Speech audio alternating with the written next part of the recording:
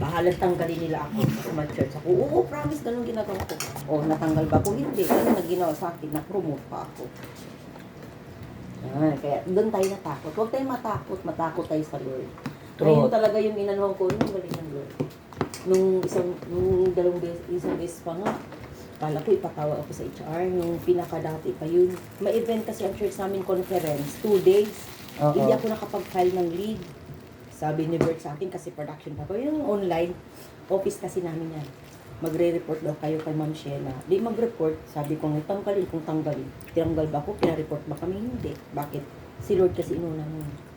Ang Lord, iba siya, sabi, iba siya pumilos. Ang nakikita kasi natin tao, takot tayo. Pero unahin mo si Lord, di ka dapat matakot. Kasi bakit? Si Lord kasi matatouch sa heart eh. Hindi ka naman pababayaan ni Lord eh. Hindi talaga. Kaya sabi ko, hindi na baling. Di ba may times na Sir Bright, tanungin mo, pag may outing dito, sa office, may Sunday kasi yan. Tapos, nagkaroon kami ng team building. I-team building yun. Kung totoo importante, company yun eh. Di ba? Sabi ni Sir Bright sa akin, sumama ka, bayaran pa kita. Kahit magkano pa ibayad mo sa akin, Sir Bright, sorry. Di ba? Mismong anak ng amo yan, nag-alok sa akin na sumama ka sa team building. Bakit? Kung pwede naman ako pumunta, pero kailangan ko umuwi ng morning. Bakit? May church ako. Kaya nga hindi na sila nag-alok sa akin pag may church. Kasi bakit? Sino inuna ko? Church o church talaga? O diba, may nangyari ba sa akin? Wala. Kasi bakit? Inuuna mo si Lord. Wala, ganyan. Yun lang, yun, kasi pag walang revelation, hindi mo talaga yun masusunod. In friendship. Hindi mo ang ano kasi natin minsan alam lang, pero iba talagang hindi mo siya na-experience. Ganon. Kasi marami namang may alam. Alam ko yan, di ba? Pero hindi mo ginagawa. Puro lang tayo knowledge. Wala tayong obedient. Papa, magdala ka friendship.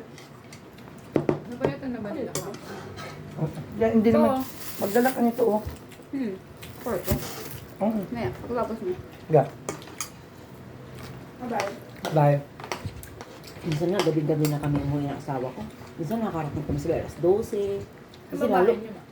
Bulacan pa ko, be. Bulacan. Yung church ko, be, nandyan, be. C5.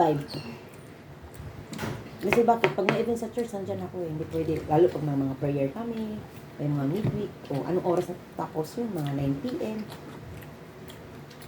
Kaya din kung ang ano ko naman, walang masama walang masama kung Katolik ka kasi galing din naman ako doon. Walang masama kasi ang akin lang kasi iba sa Katolik. Parang ano lang, simba uwi lang kasi. Iba pa rin talaga yung magsiserve ka sa Lord. Pag sinabi kasi mag-serve, gawin mo kung ano yung mandate ng Lord. Ano ba yung mission na binigay niya sa'yo? Diba nasa ano naman yun eh, nasa Bible naman, sa Matthew yun eh, sabi go and make disciples. Ibig sabihin, mag-share ka ng word, mag-disciple ka sa tao, yun ang mandate niya. Kumbaga yung simba is hindi sapat. Meron kang gagawin para sa kanya. Win souls, ganyan, make disciples. Kaya kami, nag-invite kami ng church. Kasi hindi po nag-invite kami, gusto namin na maka-receive din siya ng salvation, maka-receive din siya ng freedom. Kasi, tandaan natin, wala sa gawa, wala sa mabuting gawa ang kaligtasan. Kahit anong million pa yung in-offer mo sa church, mag-donate ka sa church, kahit magluhod-luhod ka pa dyan, kung hindi doon ang kaligtasan. Ang kaligtasan talaga is kung paano mo si Lord minahal at parang kung paano mo siya tinanggap bilang Panginoon tagapagligtas. Kasi pag once na tinanggap mo si Lord bilang Panginoon tagapagligtas, ibig sabihin andun yung pagsunod mo. Parang sa amo natin, di ba? Tinanggap natin yung amo. Kunwari may amo ka na. Di ba sumusunod tayo sa amo? Kasi bakit takot tayo? Hindi swelduhan. How much more kay Lord? Hindi ka magsimba, takot ka, mamaya, ano ka. Kaya, ganun na lang ako kaano. Ako lang naman Christian sa amin. Mga kapatid ko, hindi. Ano pong pangalan ng church mo po? Vision Church. Vision, mahaba kasi, minano ko yung Vision Church lang eh. Jesus Vision Ministry. Jesus Mission World Ministry Harvest. Yan. Ang pinaka-mother church namin is sa Central, sa Caloocan. Sa may Doon kami nagpupunta once a month. Mentoring naman yun. Pero mo, natatapos kami. Nakakawi ako ng bike pag nag-mentoring kami, alauna ng madaling araw. Pero masaya. Kahit sabi natin puyat ako, hindi ako napapagod. Hindi ni-renew yung lakas ko eh. Si Lord naman ang baby.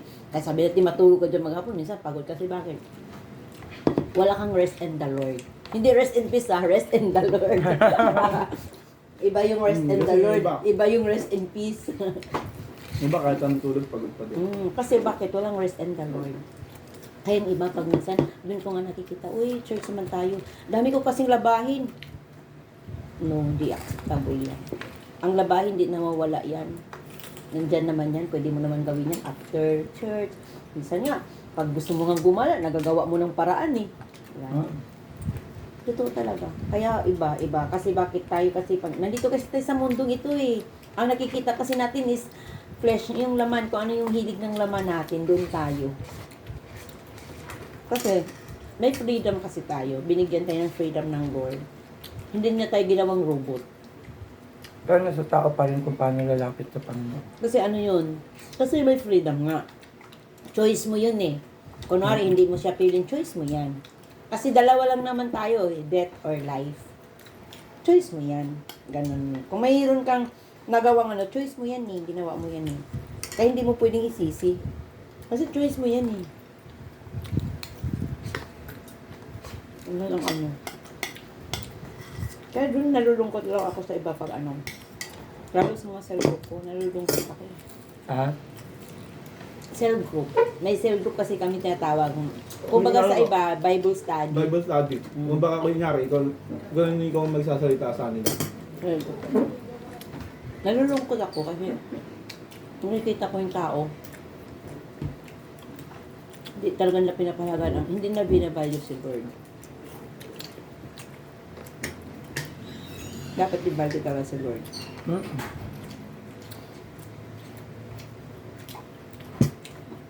Bakit naman? Ano itong nangyari sa kape ko? Ginilagyan ko kasing gatas. Mas gusto ko pa puro. Back coffee mo. Ako, nagkakape ako puro at saka walang asukal. Pero hindi ako napapaitan. Ngayon, nilagyan ko ng, ayun o, ganun ang kulay. Parang ibang lasa.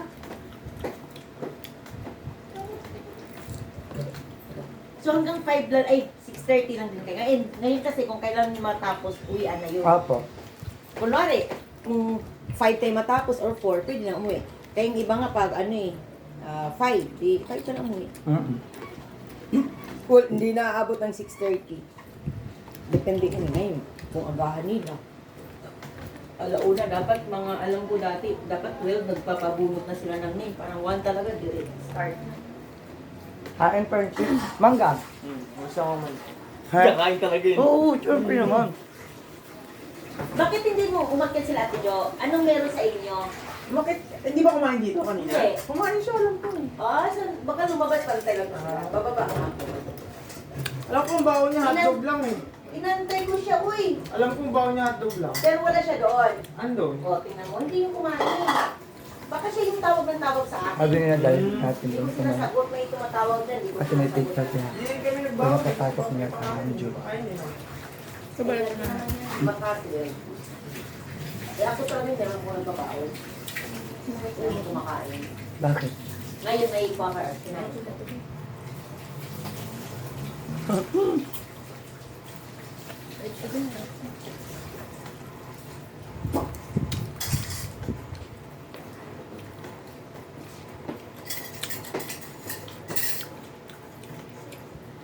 Kakain French manga song. Sarap. Aso.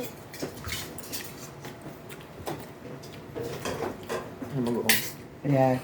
Ako, nagkape ako kaya ayaw mag-ano. Mangga. Ano ba?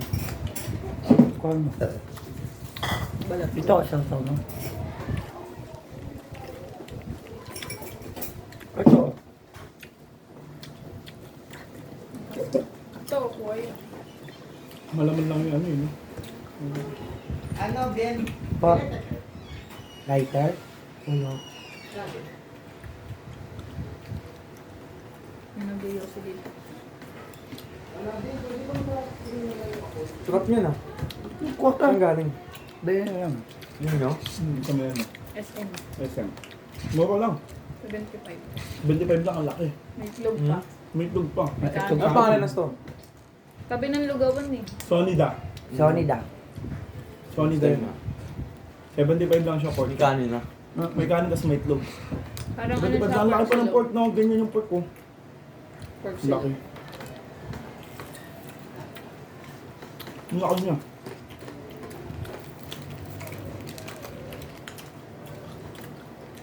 Oh. Ubod pa. At mangga. Meron mga tao sa baba no, yung tower house. Start mo sila. Gila pa. Ano sila? Kung walang number lang. Ano tayo? Para sarap ko na. Wala. Ano tayo?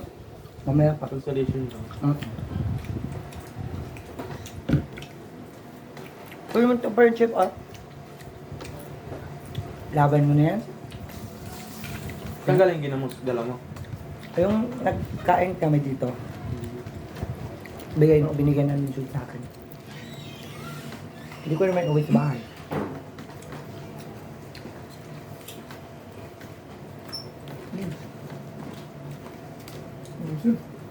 Hap. Kasi. Nagal pa. Ganun pa yan. Hinaan ko eh. Wala si Adobe yun sa baba eh. Sarap. Wala kasing chili, no? Naiwan ko pala yung chili ko sa bahay. Pero manghang yun so. Ah, pancit ko ito. Ay, daing. Pancit. Daing mong bahaw. Sarap yung sibuyas. Hinaan ako bago mo. Sibuyas. Kasi ng mangga.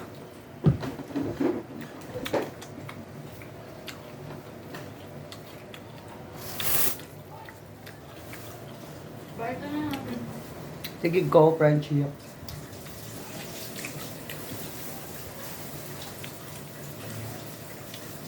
Huh? Ay, nire-release mo? Sa YouTube ko yan. Nasa YouTube mo. I-edit mo pa yan o yan ang mismo? Yan ang oras mo. Walang edit. Araw-araw yan, no? Araw-araw. Nakikita ko. Akala ko minsan video. Sarap. Dati live yun, ngayon hindi na.